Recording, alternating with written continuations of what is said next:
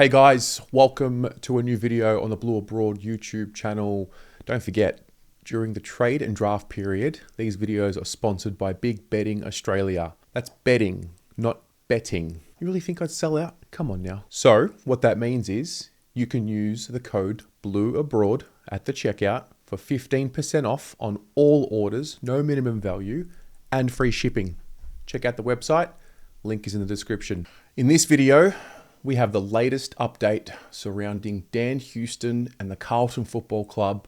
There are allegations of arrogance. There's a problem.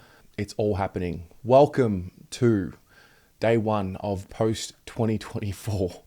The grand final has come. The grand final has gone. The season is now completely over. Every club is now in their off season. And of course, we get an update just before 8 a.m. on a Monday morning that negotiations have hit a standstill and that Carlton and Port Adelaide cannot talk to each other because Port Adelaide are accusing Carlton of dealing maybe not so much in good faith, and Carlton's perceived arrogance is coming to the surface. What a surprise. So this is the report. It's from Sam Edmund. It's via SEN, and it reads as follows. Port Adelaide is refusing to deal with Carlton over Dan Houston, with the power angry at what they perceive to be Blues' arrogance in early negotiations. In talks between the clubs, fed through Houston's management, Carlton has stated it intends to keep its pick 11 for this year's draft while trading a future first-round selection to a third club. The Blues then want to send that third club's first-rounder to the Power, with uncontracted goal sneak Matt Owies also raised in Houston trade discussions. But Port power brokers say that is delusional when it comes to a 27-year-old two-time All-Australian who is contracted for 3 more years. It's understood Melbourne was happy to trade 2 first-round picks to secure Houston before the Demons were engulfed in their latest crisis. Yet the interest in Houston remains strong among rival clubs. Sources said North Melbourne was set to launch a major bid to bring Houston to Arden Street, with Alastair Clarkson playing a typically hands-on role. It goes on to say, if Houston is steadfast on getting to Carlton, given his friendship with Jack Silvani and working relationship with Michael Voss, there is a lot of work to do. So it begins. We start with a bit of tension and a bit of spice. It is what it is. It's weird because their position was that they want 2 first rounders for Houston. We're looking to find another first round pick from another club. We obviously want pick 11 for the draft, maybe. Otherwise, we will just hand it over. We'll get a first round pick from another club. We'll throw in a player, and away we go.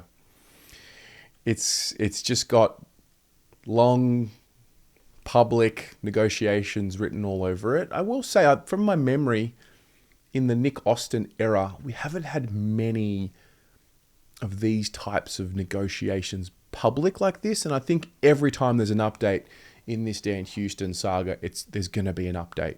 And so I'm interested to see how this one plays out. I get the feeling it's going to get done eventually. Either side will cave. I don't know if we're going to end up giving up pick 11. I think that would be irresponsible personally for Dan Houston.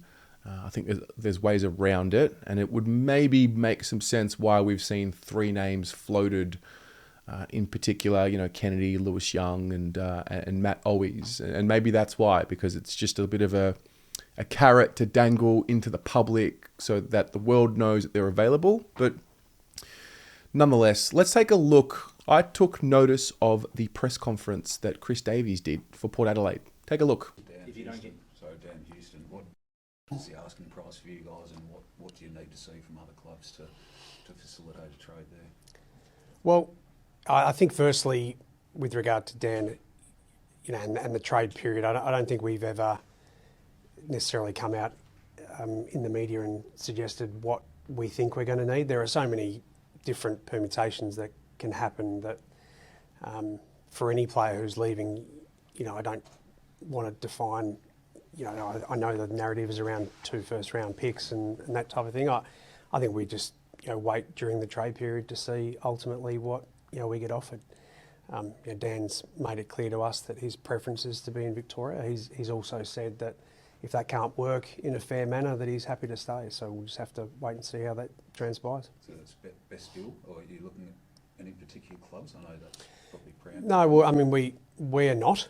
You know, Dan obviously has to give us an indication as to where he might be willing to go, but at the same time, you know, whichever club he may choose has to be able to satisfy us, importantly. So, you know, Dan knows that. We've been really clear to Dan over the last, you know, couple of days, you know, that's our position.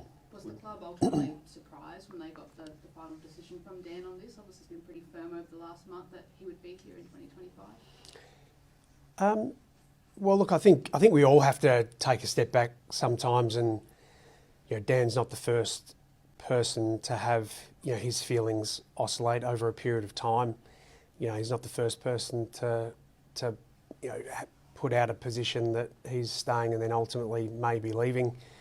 People get things wrong or change their views all the time. You know, I'm sure that you would all reflect upon things that you've done over time where you may have had a view 2 weeks after the fact that you said something or did something that may not have ultimately been right. So, you know, we're supporting Dan in terms of, you know, wanting to be open to, you know, looking after him. But equally, if it's not right for the footy club, this just won't happen. So there you go. That's the latest. Every time an update happens, you will hear from me. I will make sure to be on it with this one. But technically, at the time of filming this, trade period hasn't even started. And we're already at loggerheads. So welcome to week 1 of the off-season, the official off-season for every club in the AFL. What do you think about this? Chat to you in the comments.